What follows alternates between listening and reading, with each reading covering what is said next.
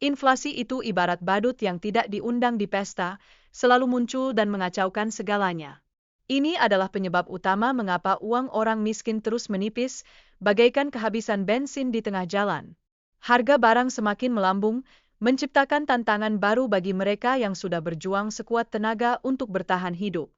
Sementara itu, akses terhadap instrumen investasi menjadi seperti mencari unicorn di kebun binatang, sangat sulit dan jarang ditemukan, terutama bagi mereka yang berpenghasilan rendah. Banyak dari mereka terpaksa menghadapi masalah keuangan yang membuat investasi terasa seperti mimpi di siang bolong. Menurut penelitian Oxfam, 1% orang terkaya menguasai 2/3 kekayaan global. Wow, itu seperti permainan monopoli yang diset oleh orang kaya. Ini menyoroti betapa parahnya ketimpangan sosial yang melanda dunia saat ini.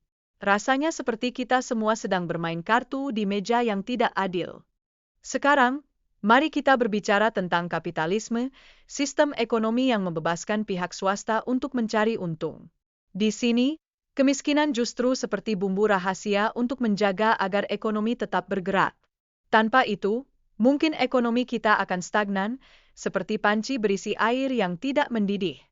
Piramid kapitalisme menggambarkan bahwa ada golongan yang harus berada di posisi paling bawah.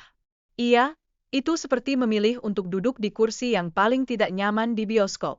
Posisi ini dianggap sebagai pondasi yang mendukung seluruh sistem kapitalisme, meskipun kadang merasa seperti pondasi itu terbuat dari jelly. Orang-orang yang tidak memahami sistem keuangan seringkali terjebak dalam jerat kemiskinan. Mereka berada di posisi bawah piramid, menjadi tumbal sistem yang ada. Ini seperti mencoba mendaki gunung dengan tali sepatu yang terikat, sangat sulit untuk maju, bukan? Kemudian, tantangan bagi kalangan bawah untuk meningkatkan status mereka juga dipengaruhi oleh pendidikan yang tidak mendorong pemikiran kritis.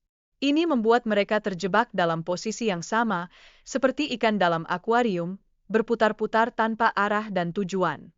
Kapitalisme tentu memberikan kebebasan kepada individu untuk memproduksi, tapi tunggu dulu. Mereka juga membutuhkan pekerja untuk menjalankan semua usaha tersebut. Tanpa pekerja, proses produksi akan berhenti, seperti mencoba menyalakan mesin mobil tanpa bahan bakar, gagal total. Jika semua orang hidup sejahtera, tidak ada yang mau jadi pekerja dengan upah rendah. Ini akan menciptakan krisis di pasar kerja, seperti restoran yang kehabisan makanan tapi tetap buka.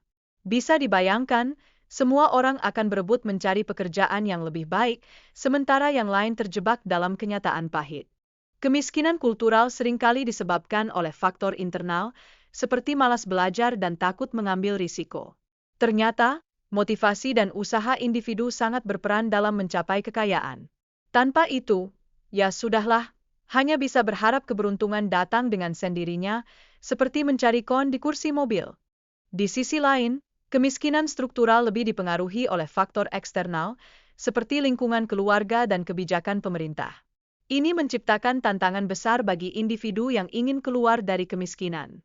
Rasanya seperti berusaha melarikan diri dari labirin yang terus berubah tanpa petunjuk arah. Pandangan individu terhadap kekayaan juga berperan penting. Beberapa orang lebih memilih kehidupan yang seimbang ketimbang mengejar harta. Seolah-olah membuktikan bahwa tidak semua orang tergoda oleh uang cepat.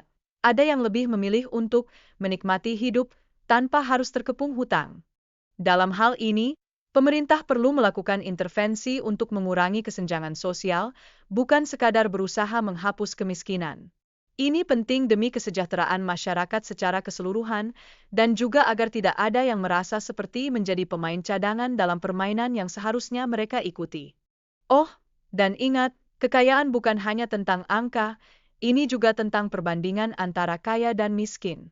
Keberadaan orang miskin bisa dibilang mendukung orang kaya dalam menjalankan aktivitas ekonomi. Seperti dua sisi dari koin, saling melengkapi meskipun kadang tampak bertentangan. Terakhir, dua golongan ini, kaya dan miskin, memiliki peran masing-masing dalam masyarakat. Keduanya saling membutuhkan untuk bertahan dan memenuhi kebutuhan sehari-hari.